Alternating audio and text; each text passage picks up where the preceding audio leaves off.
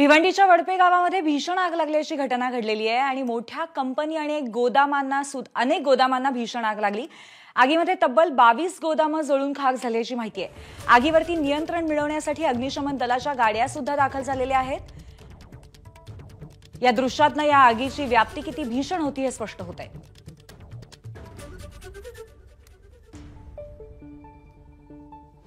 भिवंडी तालुक्यात एकदा पुन्हा अग्नितांडव पाहायला मिळतंय। आपण जर बघितलं तर या ठिकाणी गोदामाला लागलेली आग पसरत या ठिकाणी जाऊन जवळपास 5 कंपन्या या आगीच्या भक्षस्थानी पडलेल्या आहेत, ज्यामध्ये मोठमोठे कंपनी या ठिकाणी आहेत। के इंडिया कंपनी, पेट्रोलियम स्पेशलिया लिटीज या प्रायव्हेट लिमिटेड कंपनीला आग लागलेली आहे। त्यामध्ये कॅनॉन इंडिया कंपनी देखील आहे आणि ब्राईट लाईफ केअर कंपनी देखील या आगीच्या भक्षस्थानी पडलेली आहे। तसेच होली शॉल कंपनी आहे आणि एबोट हेल्थ केअर कंपनी, तसेच मंडप डेकोरेशनचे साहित्य मोठ्या प्रमाणात साठवून ठेवण्यात आलेले होते। यामध्ये ही कंपनी जी आहे पहाटेच्या सुमारास या कंपनीला आग लागलेली होती आणि ही संपूर्ण कंपनी आपण बघू शकतो। संपूर्ण कंपनी जी आहे ती आगीच्या भक्षस्थानी पडलेली। जवळपास या ठिकाणी बघितलं तर 22 गोदामं या ठिकाणी होती आणि या 22 गोदामं देखील या ठिकाणी आगीच्या भक्षस्थानी पडलेले आहेत, ज्यामध्ये मोठ्या प्रमाणात आपण जर बघितलं या ठिकाणी तर केमिकल असतील, प्रिंटिंग मशीन, इलेक्ट्रॉनिक सामान, आरोग्य संबंधित प्रोटीन खाद्यपदार्थ पावडर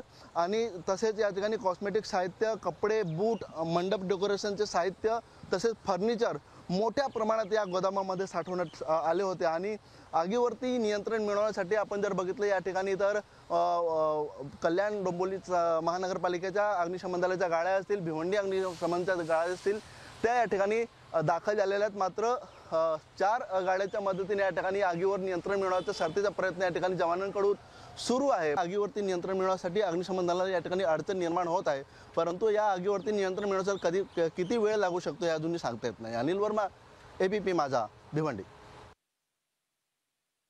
आता सध्याची परिस्थिती बघता आम्हाला माहितीप्रमाणे 5 कंपन्या आहेत। त्यामध्ये काही पेट्रोकेमिकल कंपनी, काही कपड्यांच्या कंपनी, काही शूज कंपनी, काही कॉस्मेटिक, काही हेल्थ प्रोडक्ट याप्रमाणे मोठ्या प्रमाणात आग लागलेली आहे। आणि सदर ठिकाणी पाण्याची कमतरता असल्यामुळे आणि केमिकल असल्यामुळे थोडे दिवस ब्लास्ट होत आहे आणि पाण्याची कमतरता असल्यामुळे सदरची आग विझवायला थोडंफार डिले होत आहे आम्हाला। पाण्याची सोय झाली, आपल्याला पटापट टँकरने जर पाण्याची व्यवस्था झाली तर मला वाटतं दुपारपर्यंत आग कंट्रोलमध्ये येईल। एबीपी माझा, उघडा डोळे बघा नीट।